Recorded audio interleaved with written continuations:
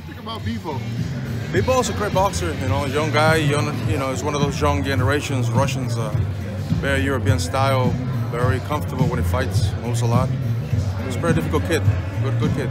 Now there's a fight coming up with Errol Spence and Garcia. Everybody's asking Robert if he has a strength and conditioning coach. Do you think that a good strength and conditioning coach, since you are one, do you think that he can get him over the hump as far as with Spence? At this level, he needs one. Right. It could be me, it could be anybody. Right. But he needs definitely someone that will help him out. It's a difficult fight. Right. I mean, it's not impossible, but it's a difficult fight. He has to be, well, not only conditioned, but he needs to develop more strength.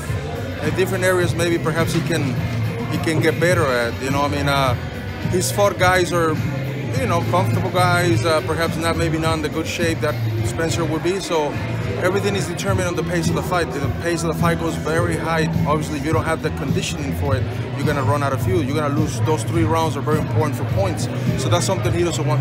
If I was him, I wouldn't do that. But you know, like I said, he's a good boxer. He's good technical wise, and has a good real corner. You know, his father, his brother, very good trainers too. So that's a good advantage as well. What's a good focus for Garcia in winning a fight against him? I would say he would. If I was him, I would try to develop a little bit more speed, a little bit more explosiveness. But the technique he has, so he's not the kind of guy that we had to throw a lot of punches. Like you remember Marcus, he would throw only a certain amount of punches, but very effective. Mikey Garcia is like that. So just develop a little bit more power, more speed. I think it'll help him out in case that he goes to, not the distance, but it goes close range. You know? How much do you think Mikey's style would change if he puts all this muscle on? You know, when you've dealt with fighters, when they put on 10, 15 pounds of muscle, do they find themselves being more stiff, less fluid? Remember, not necessarily when you gain 10 pounds, it's only muscle. It could be water. When you properly work a muscle, you don't have to increase muscle mass. You just have to increase muscle functioning, explosiveness, reaction, timing, and that's what really matters. Now, as far as Mikey, he's shown that he's a good boxer the way it is, but at this level, I believe that he needs to step up a little bit. Perhaps if he does some changes, it'll help him a lot. Trust me, because he's a good puncher. His biomechanics are great.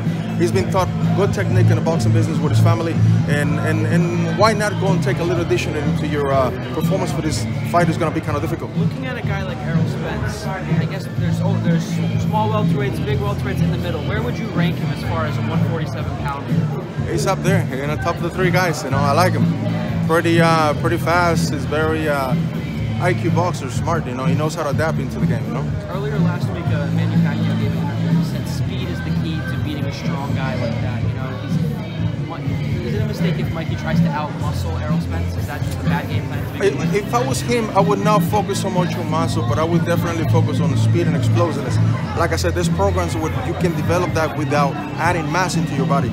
So if he does that, it'll be great. But if he increases a lot of muscle mass and he doesn't have the ability to understand the program, he might become slower. Might be powerful though, but slower. So right now at this point, he needs the perfect timing. He needs to have the explosiveness. So when he's in front of the guy, he can throw 2-3 combinations the way he does it. But if he becomes bulky and strong and he doesn't develop proper training program for speed, that's going to be a problem.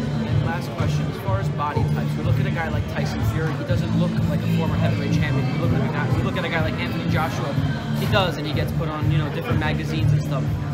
How much of a difference does a body type and body style make in heavyweights? Who would you prefer to have body style-wise, Fury or Joshua? Well, Joshua, it's the kind of guy who's very built.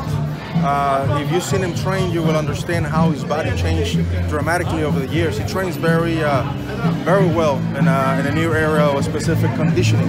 So, but that doesn't really make you a better fighter just because you got muscle. You have to understand that when it comes to conditioning, you gotta have, like I said, functional muscle. There's muscle that is very bulky and it looks beautiful, but it doesn't really gonna give you what you need on a fight night. You might run 3 rounds good and then you're gonna run out of fuel. It doesn't really doesn't really make you a heavy puncher if you have no functional muscle. You understand? You could be thinner. Perhaps you could be. Remember Kovalev? He wasn't a guy who was real big, but yet he was the power. Kovalev, you know.